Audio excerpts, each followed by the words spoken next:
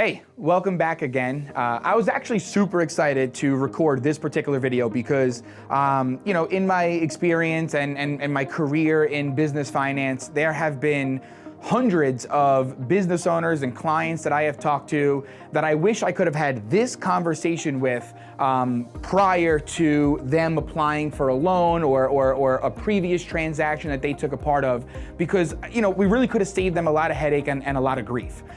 So this video is all about 5 questions to ask before applying for business financing, or even while you're applying for business financing, right? But definitely 5 questions before you sign on that dotted line and you lock yourself into financing. You want to make sure that you've gone through these 5 questions and you have solid answers so you know where you are going to position yourself moving forward.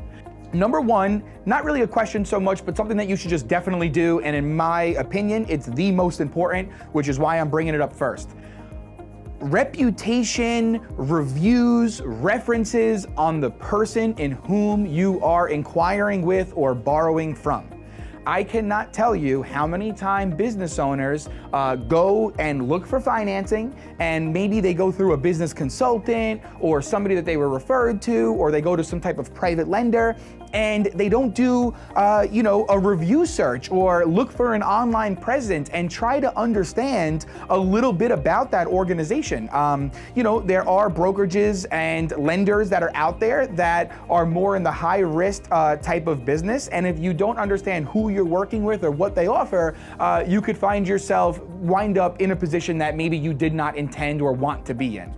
So number 1, look at everybody's reviews. It's 2021 here, going on 2022. It's the day and age of reviews. You need to understand who you're working with. It's super important.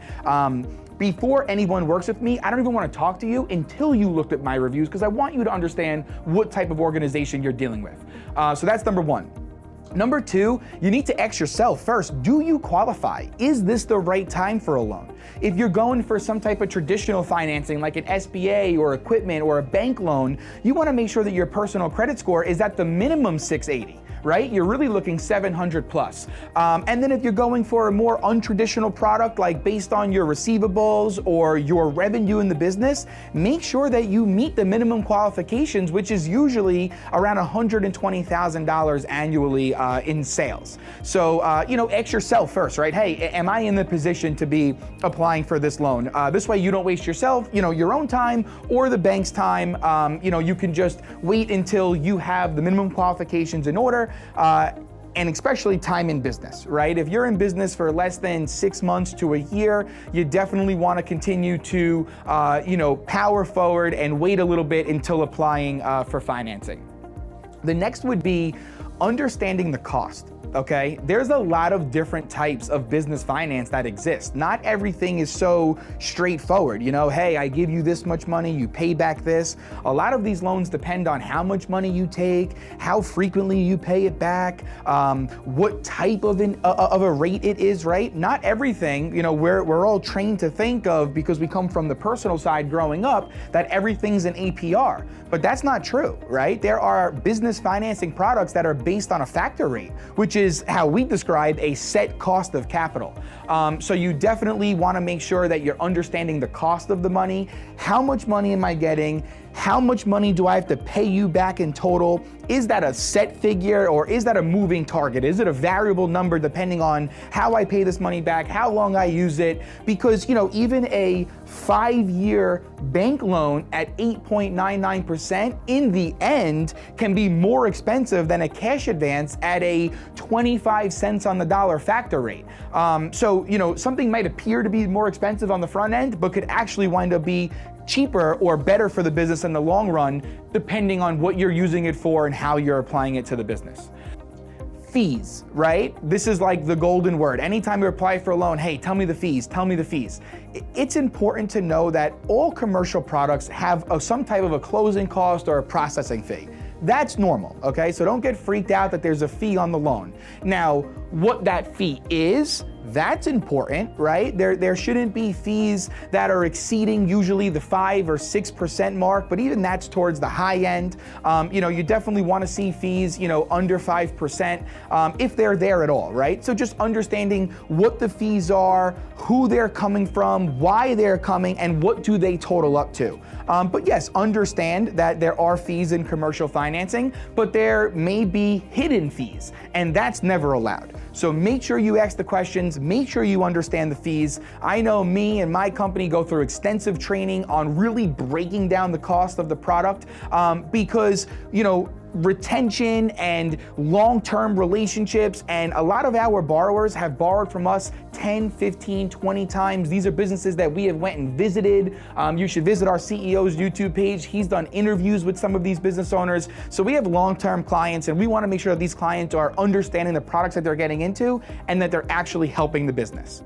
Another important one that people don't think about, right? Because they're so focused on the now. What about the future? What does the future relationship with that lender or that product look like? Will you have refi options? When will they come? What does it look like? These are just important things to know because there's always going to be the need for capital in a business, right? And you want to try to stay away from selling equity in the company because that becomes very expensive in the long run. So you want to be able to have healthy financial relationships, but a part of that is understanding the future with that lender and what are they going to be able to offer as you continue to grow your business and overcome different hurdles and challenges. The very last thing that I wanted to talk about is knowing who the real lender is, right? And that might sound confusing, but you need to ask this question. Who is actually funding my business? And the reason why I save this for last is because this is very, very important. Once you get funded by a lender, any type of questions or concerns or anything that you're gonna need to work on or understand is gonna be done with the person who actually gave you the money. So if you are working through a broker, which is perfectly fine because there's a great service that brokers provide, they are showing you many different options at once and allowing you to see a variety of programs so you can choose the best for you, which is fantastic. But you should understand who that broker is partnering you with. Again, back to point number one, is that lender reputable? Maybe the broker is, but maybe the lender's not. So you wanna make sure everybody along the way is reputable, has an online presence, and is a real company. But most importantly, you wanna know who your points of contact are, so if in the future you do need something, you know who to ask. Again, I was super excited to film this video. I hope this one resonates with a lot of people because I've experienced firsthand talking to business owners that could have greatly benefited from this conversation prior to taking financing out on their business. Patrick Manning with Rock Financial. We'll talk to you soon.